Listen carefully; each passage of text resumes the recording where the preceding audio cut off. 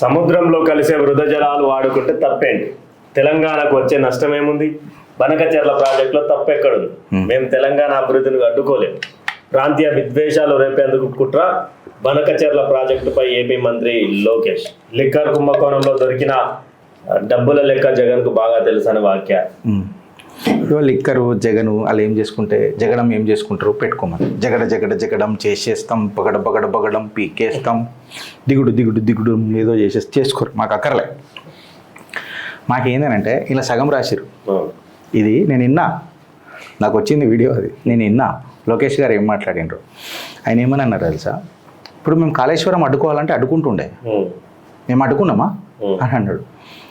లోకేష్ గారు మాకు ఎవ్వడు సహాయం లేదు, నిజంగా చెప్తున్నా కదా.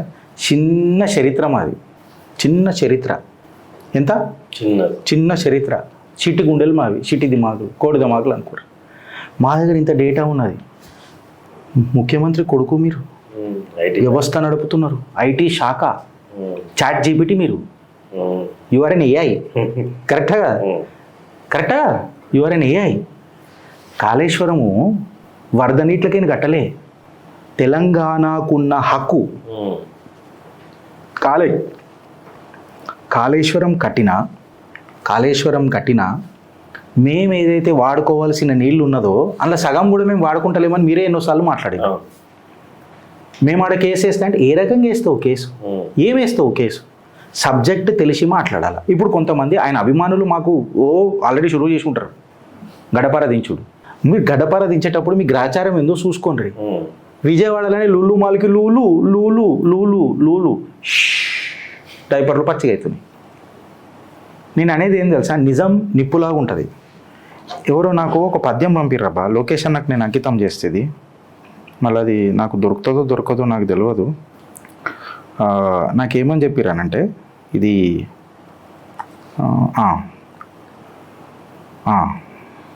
మీ పర్మిషన్తో, నిజంగా ఒక్కటే నిజం, రహస్యం తెలిసే, నువ్వే చదువురారా, నువ్వు మంచి చదువుతావు, నీ గొంతు బేస్ ఉంటుంది. నిజంగా ఒకటే నిజం, రహస్యం తెలిసే నిక్షణం, ప్రపంచం పరమ వికృతం, ముసుగు తీసి చూస్తే అసత్యం సహజ సుందరం, అనంతం దాని వైభవం, అబద్ధం కరిగిపోయినా బ్రతుకు సాగేదంతే, ప్రతీది పచ్చి బూటకం, నిజం ఒక నిత్య నాటకం. సిరివెన్నెల వారు 3 దశాబ్దాల కింద రాసింది చూడు. రహస్యం తెలిసే నీక్షణం, ప్రపంచం పరమ వికృతం, ముసుగు తీసి చూస్తే అసత్యం సహజ సుందరం, అనంతం దాని వైభవం, అబద్ధం కరిగిపోయిన బ్రతుకు సాగేదంతా, ప్రతిదీ వచ్చి పచ్చి బూటకం, నిజం ఒకటే నిత్య నాటకం అని సిరివెన్నెల గారు రాసిరట. మళ్ళా ఏది వైభవం, ఏది సత్యం, ఏది నిజం, ఇది మేము లొకేషన్కి అంకితం చేస్తున్నా ఏబిఎన్ సాక్షిగా. బెల్ అయిపోయింది, టైం. నెక్స్ట్ పేపర్ పోదాం. మీరు శ్రీశైలం పోదామా? ఇది పెద్ద చిట్టా. ఇది మళ్ళీ మనం మాట్లాడింది బ్యాక్ వాటర్స్. శ్రీశైలం వచ్చిందంటే బ్యాక్ వాటర్స్ ఉంటుంది. ఎందుకంటే నేను క్యాప్షన్ ఇప్పుడే చూసిన, సీమకు మల్లుతున్న కృష్ణమ్మ. జరజాదు శ్రీశైలం చేరకముందే సీమకు మల్లుతున్న కృష్ణమ్మ బ్యాక్ వాటర్ నుంచి రోజు 1,00,000 క్యూసెక్కులకు పైగా తరలించుకుపోతున్న ఏపీ. స్పిల్వేను తలపించే 14 గేట్లతో వచ్చిన వరదను వచ్చినట్లే మలుపుతున్న పోతిరెడ్డిపాడు అప్రోచ్ ఛానల్ కాలువల కెపాసిటీని భారీగా పెంచడంతో సీమ వైపు పరుగు.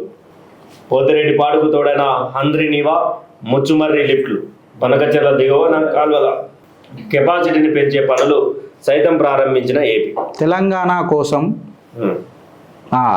సైకిల్ కోసం తెలంగాణకు మోసం, అదే కదా మన తమ్నెల్, అందులోనే చెప్పినాం మనం ఇదంతా. అయితే ఇప్పుడు చెప్పనా అని ఒక పాట ఉంటుంది కదా, పోతిరెడ్డిపాడు చీకటి చరిత్ర చెప్పనా అని ఉంటుంటుంది. ఫ్రెండ్స్, మీకు నచ్చినా నచ్చకపోయినా ఒక విషయం చెప్తా. ప్రాంతీయవాదం కాదు ఇది, ప్రాంతీయవాదం మానవ హక్కు, ప్రకృతి హక్కు అని చెప్తున్నా.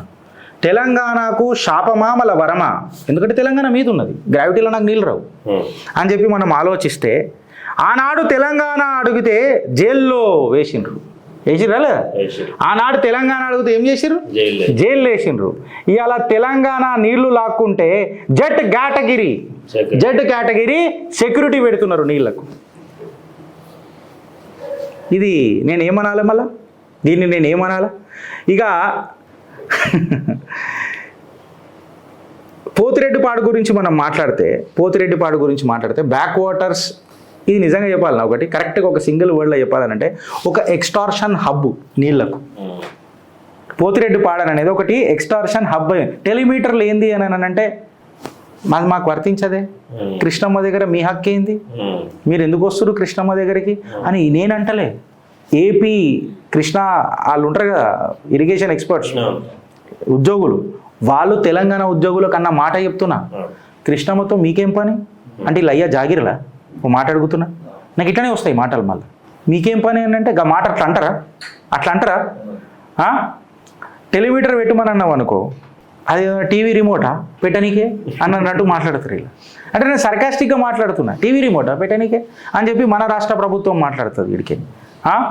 ఇక ప్రాబ్లం ఏంటంటే నాకు మాటలు ఎందుకు వస్తలేవు అని అంటే కొంచెం ఎమోషన్స్ కంట్రోల్ చేసుకుంటున్నా హానెస్ట్గా.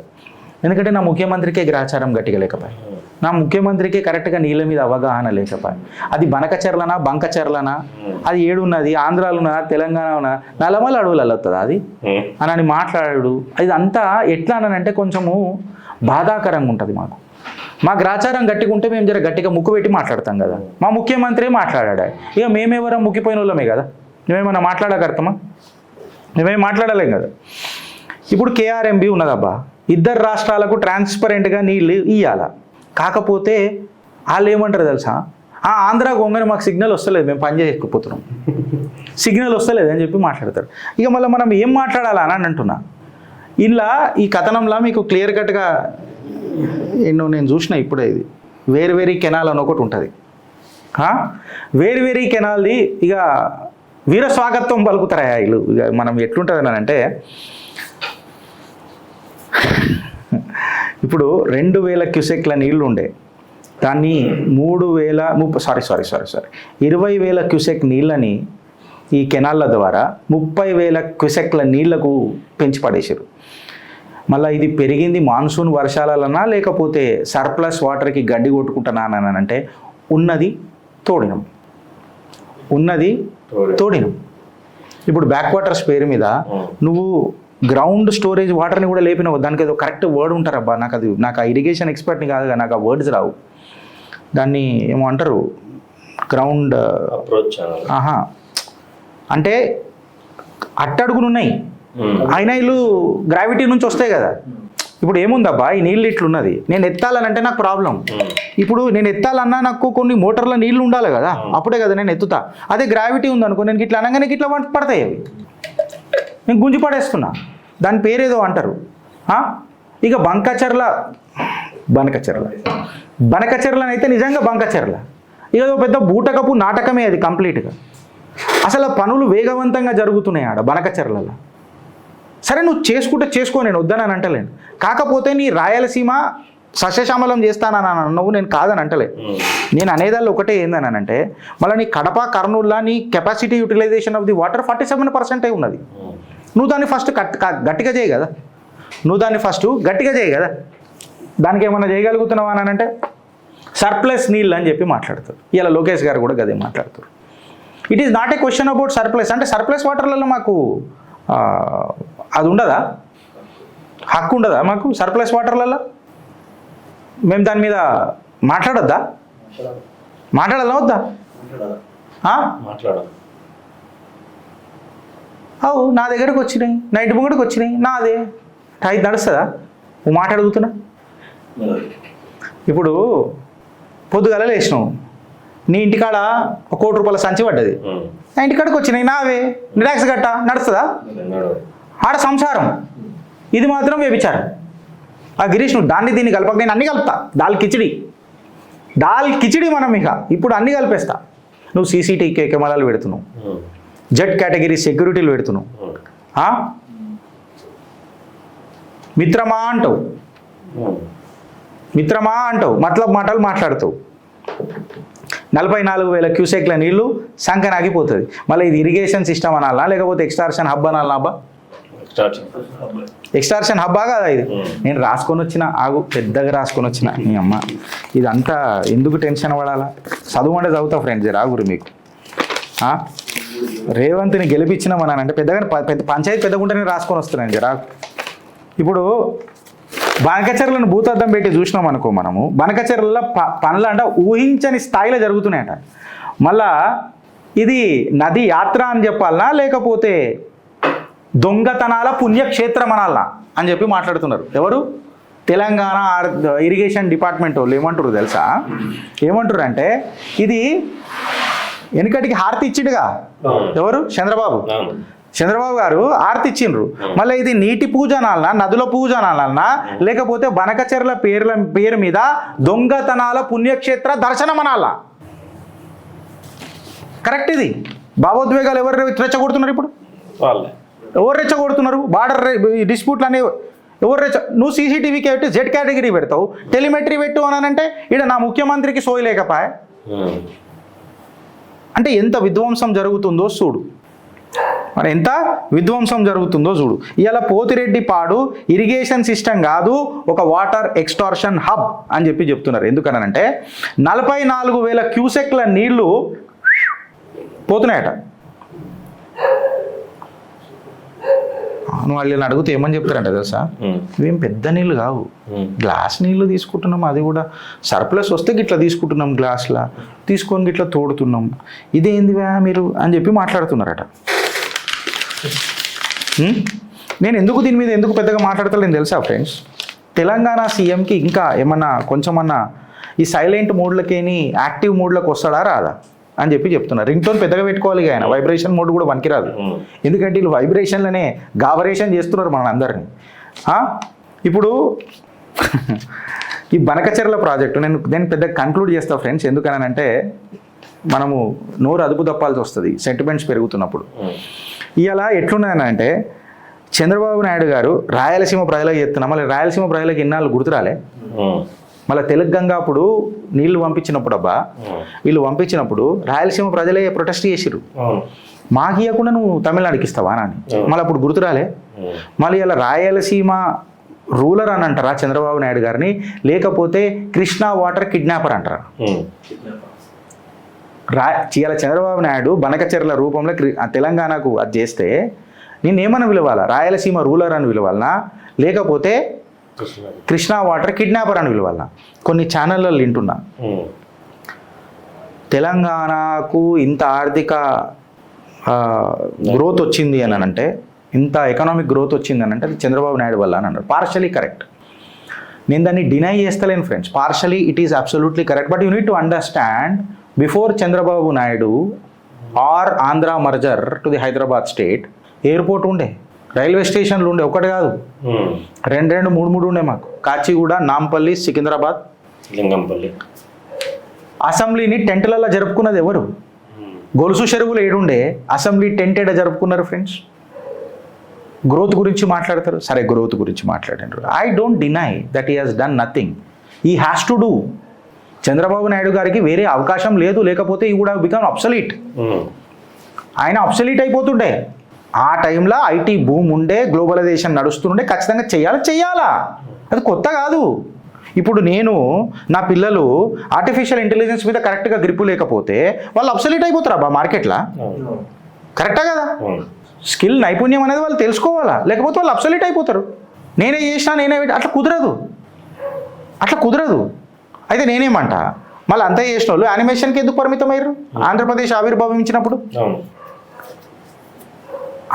ఆవిర్భవించినప్పుడు యానిమేషన్లకి ఎందుకు పరిమితమయ్యారు? అమరావతి రాజధాని ఎందుకు రాలే? ఎందుకు డెవలప్ చేయలేకపోయినాం అన్నది ప్రశ్న. దాని మీద మాట్లాడాలిగా, దాని మీద ఖచ్చితంగా మాట్లాడాలి కదా. సెంట్రల్ వాటర్ కమిషన్ దగ్గర కంప్లైంట్ చేయాలని చెప్పి మాట్లాడతారు. ఇప్పుడు నేనేమంటున్నానంటే తెలంగాణ ఇక కొట్లాడదాం.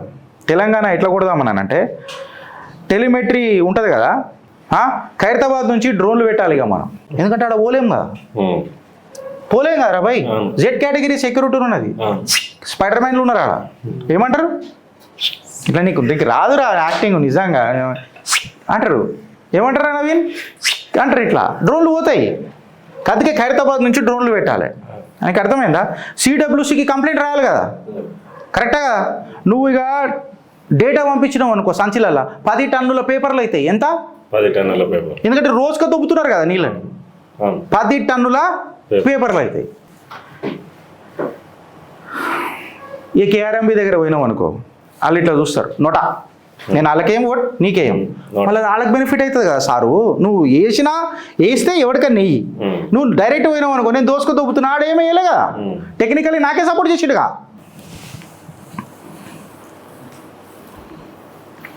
నీళ్ళ యుద్ధం ఇది. ఈసారి మాత్రం ఖచ్చితంగా తెలంగాణ బురద తినది కదా, తెలంగాణ బురద ఖచ్చితంగా తినది.